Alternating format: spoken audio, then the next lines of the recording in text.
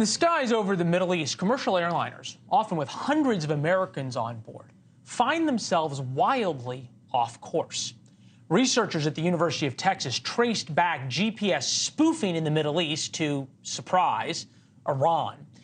GPS spoofing makes airliners' instruments tell pilots they're in a different location, meaning Iran could trick an airliner into flying over Iranian airspace. For obvious reasons, commercial airliners, a lot of them, avoid Iranian airspace. You can see the aviation group tracked 50-plus incidents of spoofing around Cairo, Tel Aviv, and Baghdad. The corridor you're looking at, and you can see all of the airliners avoiding Iran because what we are about to talk about.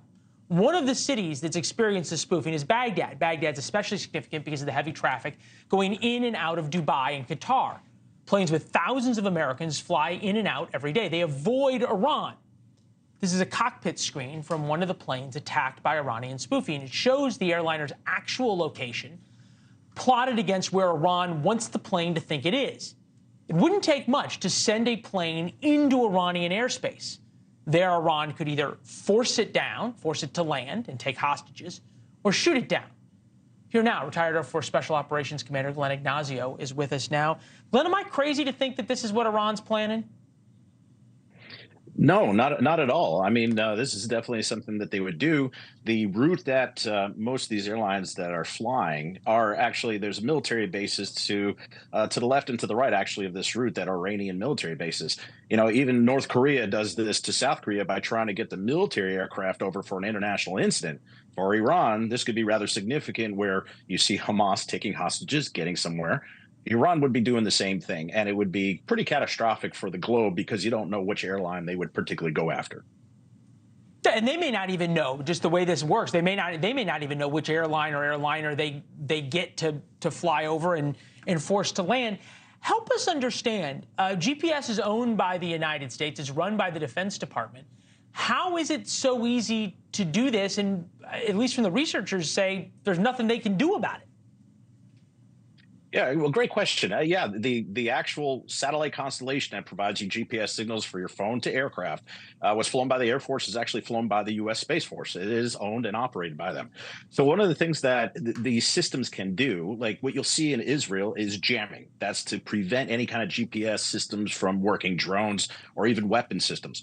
But spoofing is quite different, where they're actually targeting a particular aircraft, sending information to it to align it and feel that it's somewhere else. It's like an aircraft that's over Washington, D.C., as you said, feels like you're over New York City, and that's wrong. Most of the systems operate with either GPS, which is satellite, or an inertial navigation systems, which is gyroscopes within the aircraft to tell you if you're moving left or right.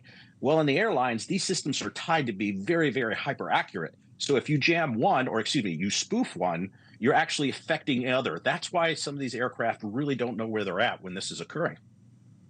Is there any logical explanation other than Iran is at least practicing, trying, wants the capability of forcing a plane over its airspace for whatever nefarious purposes, sending up fighters, intercepting it, and he intercepted, 777 with 300 people on board and tell it to land, it's going to land. Is there any non-nefarious, logical explanation for why Iran would be doing this? No, not at all, because the impact of the safety of flight is tremendous, because you're doing separation of aircraft from altitudes and routes in flight so that another aircraft doesn't hit another aircraft. So it's extremely dangerous that way. In addition, as you say, from an international geopolitical view, you're bringing aircraft into your own airspace that are not authorized. The captain of the aircraft is responsible for knowing where it is in the world. Even if this jamming or spoofing, occurs, it's responsible for the aircraft. So if he or she finds themselves in an international airspace or out of international airspace and in, say, Iranian airspace, they are up to the laws of Iran, and they could be intercepted and or brought down. Scary.